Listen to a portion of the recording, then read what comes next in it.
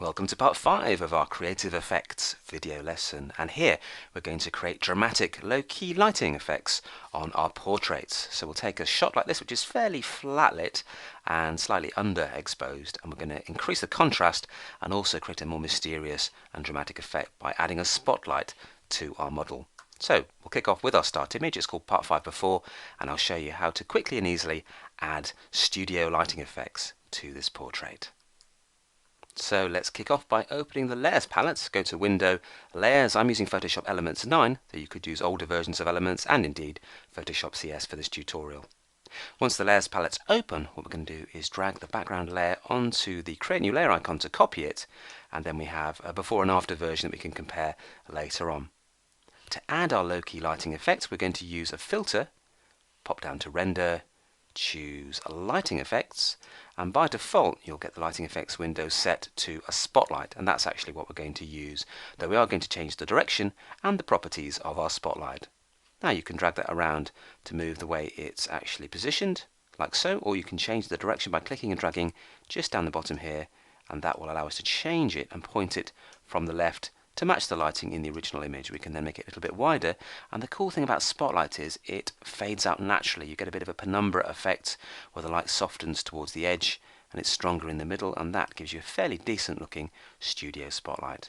You can pop up the ambience of that, just increase the general strength of that light by dragging up to here, around about 21 to do the trick, and then you can just click OK to apply the change. So there's lots you could do with spotlights. You can add multiple spotlights, but that's a basic intro. And you can see it's softening off at the edge there quite nicely. If I turn this layer off, you can see the original. So there's the fairly flat lit version, and there we have our dramatic low-key effect. So it's quite subtle, but it does look like she's being picked out maybe by a spotlight, or if she's sitting in a cinema, there's a torch being shone at her by the usher perhaps. It's quite a dramatic and exciting effect that you can add there using lights in Photoshop.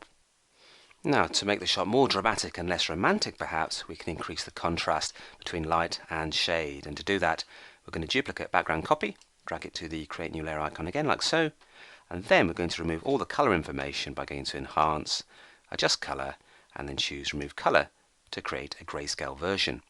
Now if we change the blending mode, this will mix the tones of this version here with the colour on the background copy, and we'll get a much higher contrast. So if you go down to Soft Light and click, there is our more dramatic low-key lighting effect. We've got more mystery in the shadows there now and less detail. Let me turn that off to show you the before, turn it on again to show you the after, and that's where the drama comes into it. Now the cool thing about working with layers is you can fine-tune the look by tweaking various attributes. For example, if we click on the top layer here and we want to see more detail in this darker section, just reduce the opacity and you'll see a little bit more detail revealed like so. If we take it to about 65%, we've got a little bit more detail in the hair there.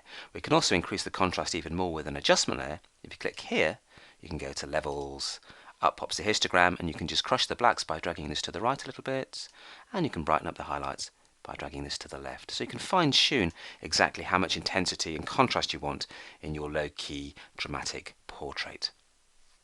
So that's a quick, effective and fun technique, and in part 6, our final lesson, we're going to move into Photoshop CS5 and look at ways to convert your images into works of art. See you then.